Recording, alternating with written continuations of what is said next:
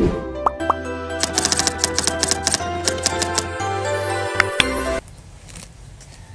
everyone, my name is Kissing Faith O. Villanueva from MMA01.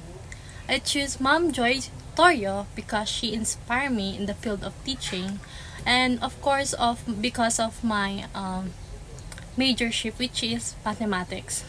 She inspired me, or I admire her, the way she faced challenges with strength and patience while also giving us an valuable advice in our daily life during our senior high school days. I am Joy, and proud mom of two boys. And kung anong ginagawa ko, I am teaching for almost 4 years here in Federico Integrated School, specifically in senior high school students. Have you experienced discrimination or unfair treatment as a woman? Yes, maraming beses na. Pero i-highlight ko lang yung Yes, ma'am. previous experience ko, which is yung pressure. Iba kasi ang pressure pag babae ka. Yes, ma'am. So, nakaka-pressure lalo na pag nanganak ka. Nakaka-pressure pag babae kasi hindi mo alam paano i-manage yung time sa work and of course sa family.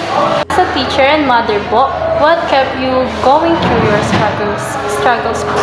Okay, so first, syempre, the love I have with my children and also with my two boys.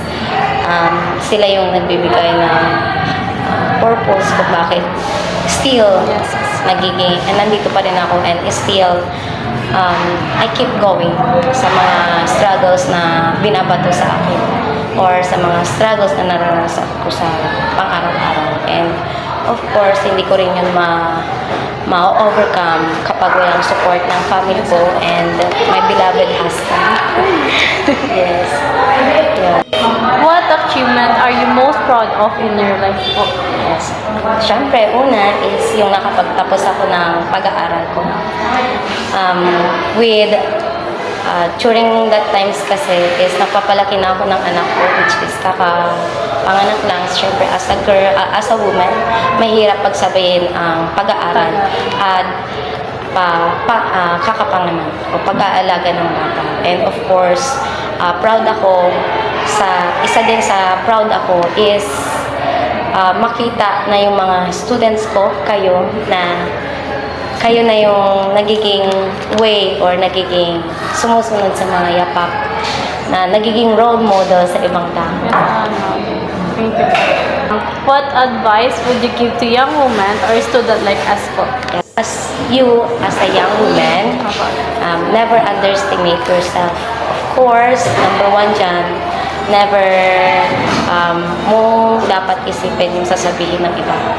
Your dreams matter, your voice matter. Okay? So, lagi nyo tatandaan na kahit hindi naniniwala yung ibang tao sa inyo, lagi nyo tatandaan na paniwalaan nyo yung sarili nyo na kaya nyo. And huwag nyo iisipin yung sasabihin ng ibang tao. Kasi, mas isipin nyo na dapat kayanin nyo kasi may goal kayo sa buhay. May gusto kayong natin. So,